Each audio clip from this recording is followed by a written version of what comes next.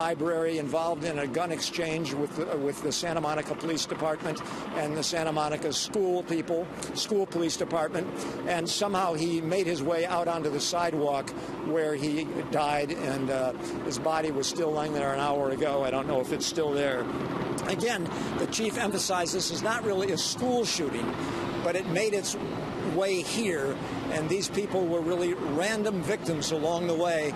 And at this point, we asked the police. They still don't know what motivated this. I think that you saw El Lascos a few moments ago knows a lot more about what happened at that house that provides a lot of motivation for that. But here now, they really didn't talk about the details of what happened over there at Yorkshire at all. So that's about all I've got here. Back to you. All right, Chris, thanks very much. Along the route of this rampage, it was about a mile long. Many people were witness to what happened. At Santa Monica City College, there were students around campus. There were students in the library. There were students everywhere who saw what had happened when they were out there. There are several injuries right now. Just the confirmation is that we have 6 dead, plus the shooter that we've shown you the picture of several times. Emergency crews at the scene immediately. There, a chopper. Yes, Jeff, you were going to say something? No, I was just going to say one of the things that people say they saw, there was a woman inside one of the big blue buses.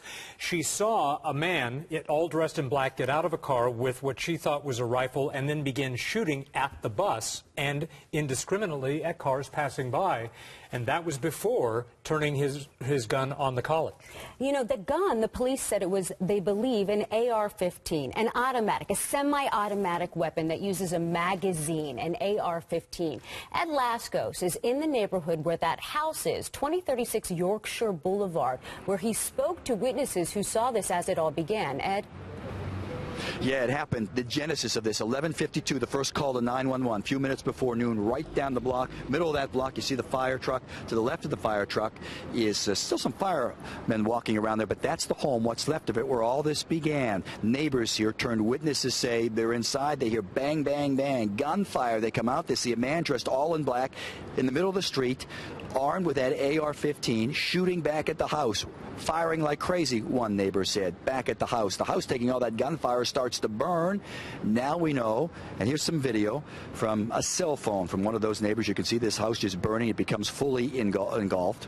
And then the 911 calls. But the firefighters and the fire chief says at first they were warned by the police there's been shots in the area, so they stand back. They have to realize and make sure that the scene is first secured. At that point, the gunman had left, according to the eyewitnesses, so the firemen movement, and now we know as soon as they put out that fire, they find 2 victims inside the home. As for the gunman, eyewitnesses, the neighbors say the gunman was in the middle of the street. He was dressed all in black. He was armed, had a gun belt on, shooting at the house. Then someone driving on the street makes a turn, random motorist. The gunman opens fire on that woman in that car, and then a second car comes up.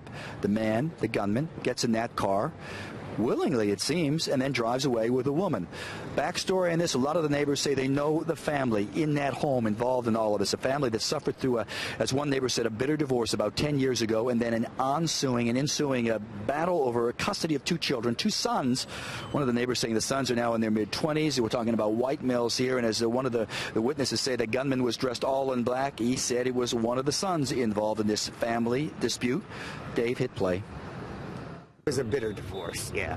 And the kids, they split custody between the 2 kids, the boys, who are probably 25, 23 now in age. They're a couple of years apart. So you were here this morning when all this broke loose? Sir. Yes, sir. What was it like? Oh my God, it was very bizarre, Ed.